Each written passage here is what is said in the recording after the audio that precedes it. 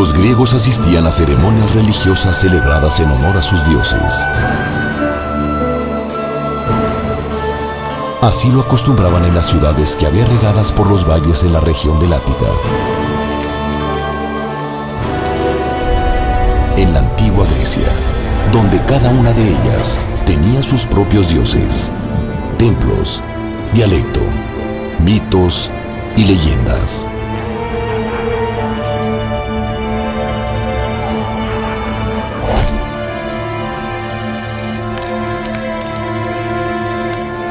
Durante estas ceremonias, los griegos consagraban los hechos sobrenaturales de sus dioses.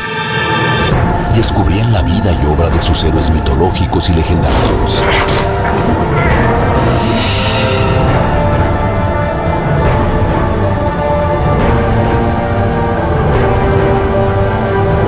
Y al mismo tiempo, el significado de la vida y la muerte. Eran viejas historias con moralejas y enseñanzas espirituales entrelazadas, que aprovechaban para enseñar los principios sobre la lealtad a los dioses, a la familia o al gobierno. Dionisio era el dios del vino y de la vegetación. Les había enseñado a cultivar la uva y transformarla en vino.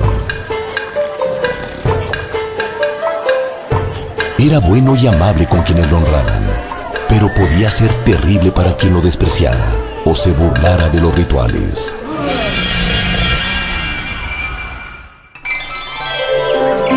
Dionisio moría cada invierno, pero renacía en la primavera.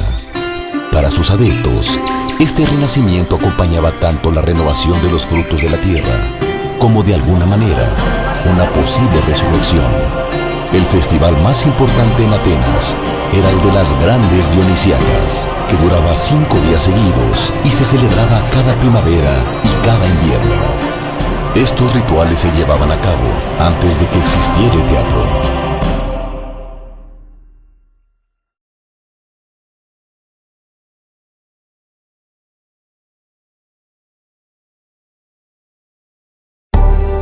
En el año 534 antes de nuestra era, Pisístrato era el jefe de gobierno en la ciudad de Atenas. Él buscó la manera de que llegara más gente de los alrededores a celebrar las grandes Dionisíacas.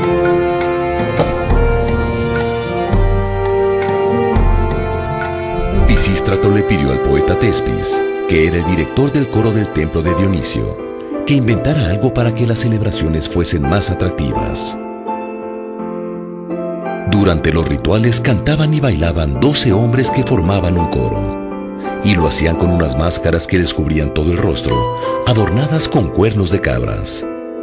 Por eso, el público les llamaba tragedias, que viene del griego tragos, que quiere decir cuernos de cabra, y de odas, que quiere decir himnos, es decir, se referían al coro que cantaba con máscaras y cuernos.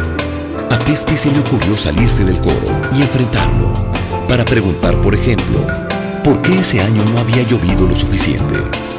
¿Por qué Dionisio renacía? ¿Por qué habían sufrido tanto las mujeres de Tebas cuando la ciudad fue sitiada?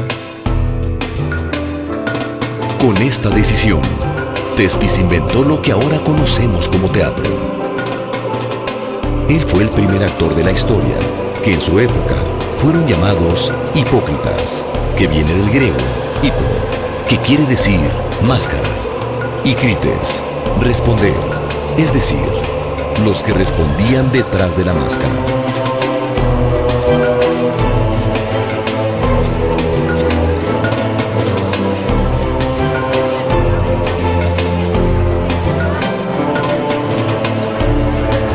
El enfrentamiento del hipócrita con el coro creaba un diálogo que le gustó mucho al público, pues con esto se creaba un mayor interés por las historias que se contaban. A partir de entonces, se decidió que en cada festival se organizaran concursos entre los poetas para que escribieran sus historias y las pusieran en escena. Así nació la tragedia griega.